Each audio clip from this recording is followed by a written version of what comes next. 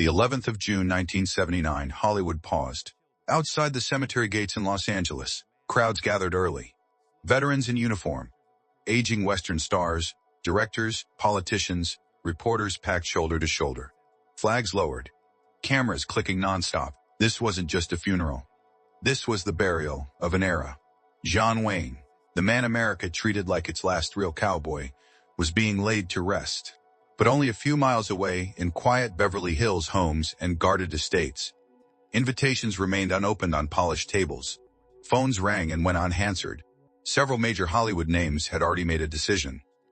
They were not coming.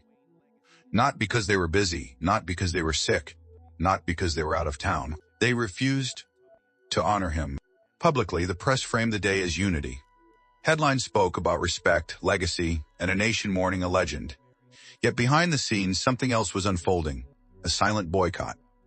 Actors who worked in the same industry, walked the same studio lots, and built careers under the same system deliberately stayed away. And it wasn't random. Wayne was never just a movie star. He was political. He spoke loudly, confidently, and often without apology. For millions of Americans, that made him a hero. For others inside Hollywood, it made him a problem. By the late 60s and 70s, the industry had changed. A new generation had taken over. Anti-war. Progressive. Rebellious. They rejected old Western myths. Meanwhile, Wayne stood as their opposite. He publicly supported the Vietnam War.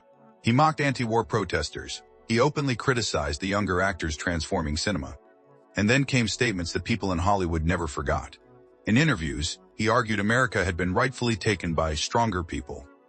Those words spread fast through studios, unions, and sets. For some actors, that wasn't controversy. It was unforgivable. So when the funeral day arrived, they faced a choice: appear, stay silent, and seem respectful, or stay away and send a message. Some chose the message.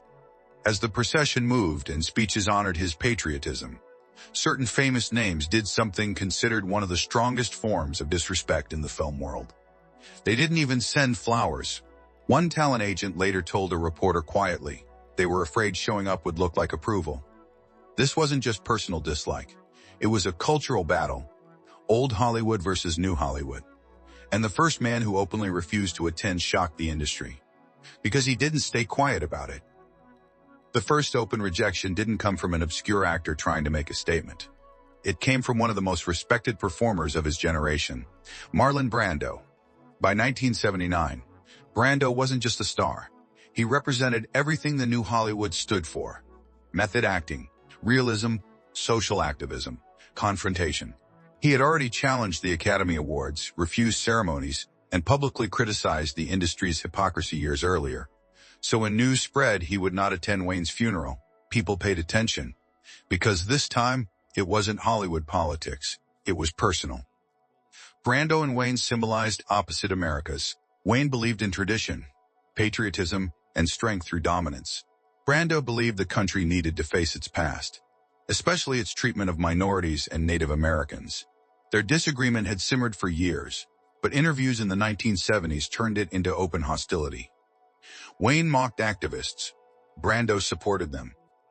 Wayne defended the Western myth. Brando called it a fantasy built on violence. Privately, studio executives hoped death would end the tension. Funerals in Hollywood often repaired reputations. Attendance alone could rewrite history. One photograph of rivals standing solemnly could erase decades of conflict.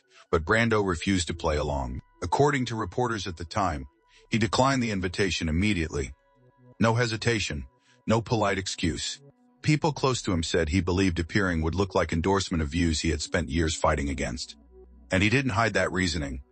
Industry insiders whispered that agents attempted to convince him to reconsider. They warned him. Not showing up would look cruel, after all. Wayne was already gone. The conflict was over. Respect costs nothing. Brando disagreed. To him, public symbols mattered more after death, not less. A funeral created memory, and memory shaped legacy. If he stood there among mourners, cameras would freeze that moment forever, two sides reconciled. He would not give that image.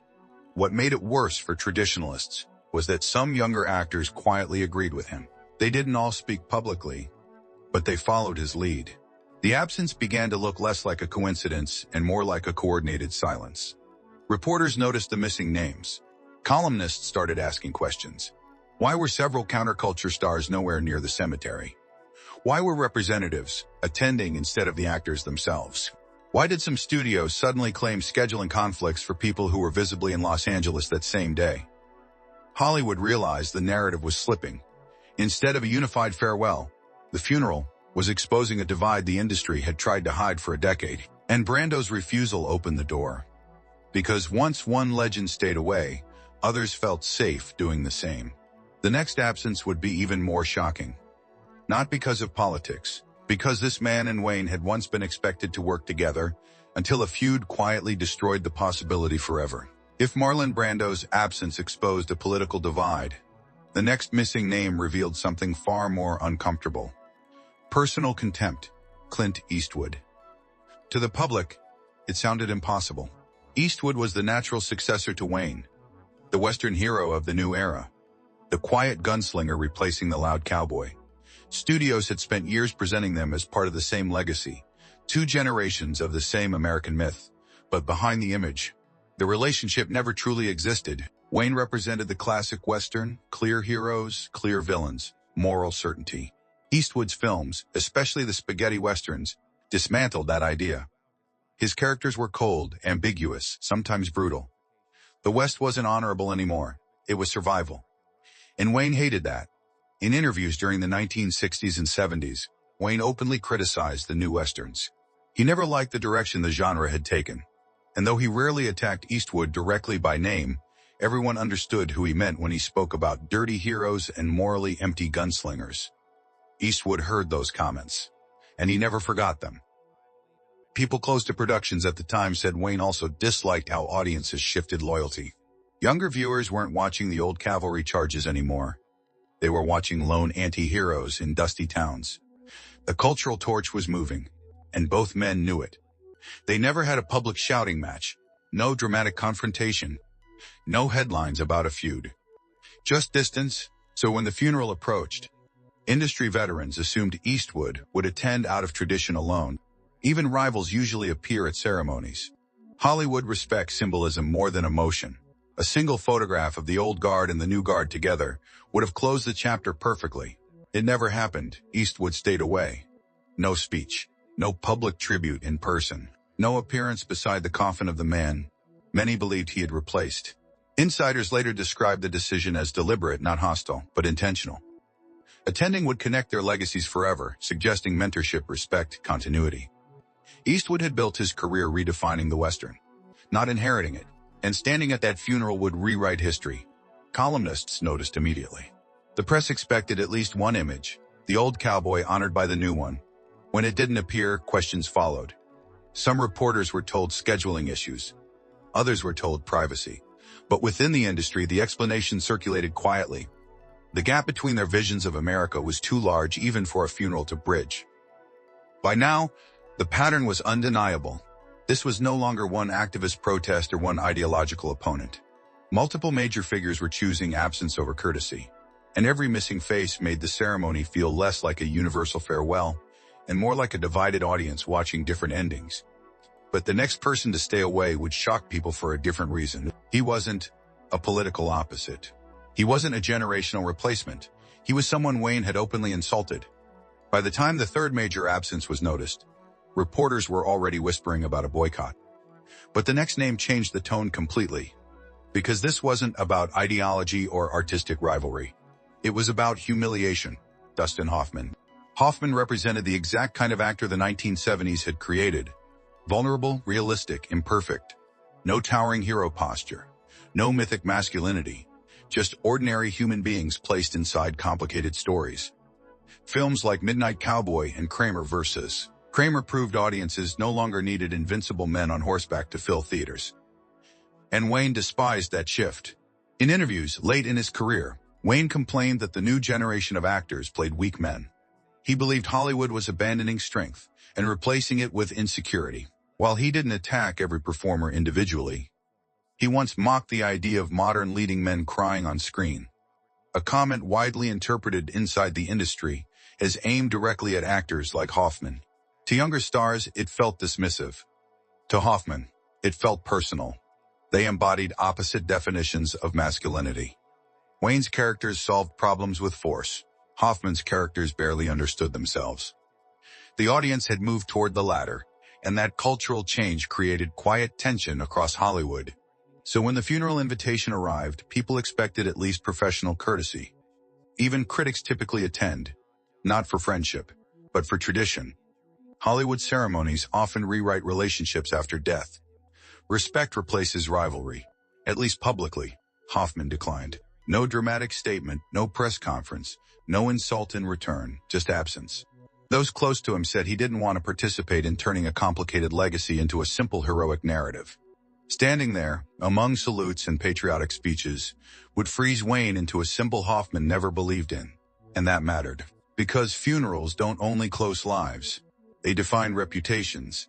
Every attendee becomes part of the story being told about the person who died. By not attending, Hoffman avoided endorsing a version of history he disagreed with. Columnists noticed the pattern now impossible to ignore: activists, rivals, and now a target of public criticism, all missing from the same ceremony. The industry's unspoken rule had cracked. You show up. No matter what happened in life, you show up in death. It protects the illusion that Hollywood is one community. Yet here were major stars quietly refusing to participate in that illusion. Publicly, tributes kept airing. Television specials praised Wayne's patriotism and strength. But privately, conversations were very different. Agents warned clients to stay neutral. Studios avoided discussing attendance lists. Journalists began comparing who came and who deliberately didn't. And the next absence would make the divide impossible to hide. Because this time, it involved a man who had openly challenged the very image Wayne built his entire career protecting: the American war hero. By the end of the day, the funeral had done the opposite of what Hollywood ceremonies are designed to do. It didn't unite the industry. It exposed it. As the speeches praised courage, patriotism, and tradition, another reality existed just outside the cameras. A generation that believed those same symbols had been used to ignore uncomfortable truths. And the final absence quietly confirmed that the divide wasn't temporary. Jane Fonda. Unlike the others, her conflict with John Wayne had been public for years. Not whispers, not interpretations.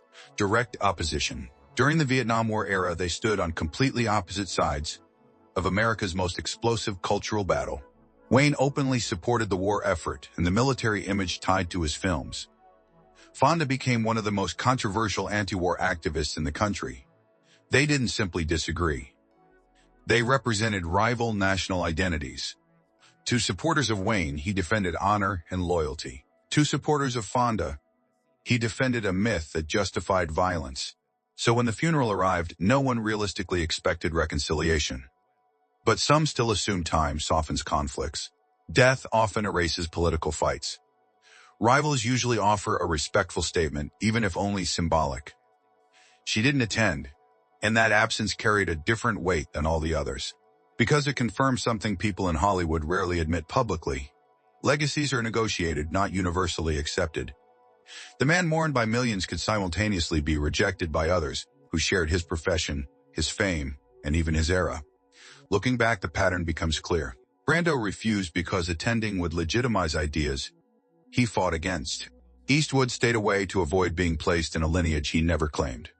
Hoffman declined rather than validate a definition of masculinity aimed against his generation. Fonda remained absent because their conflict was ideological to the core. None of them created a protest together. No coordinated boycott was announced. Yet their individual decisions formed one. The funeral still honored a legend. Crowds still gathered. Tributes still aired across television. But history didn't record a single unified farewell. It recorded a split memory. One America grieving a hero, another unwilling to stand beside the image he represented. And that is why the story still circulates decades later. Not because famous people skipped the ceremony, but because their absence revealed something uncomfortable. Fame does not guarantee respect, and death does not guarantee agreement. A man can be immortal on screen and still controversial in reality. John Wayne's funeral closed a life, but it also exposed the moment Hollywood stopped sharing one version of what a hero is supposed to be.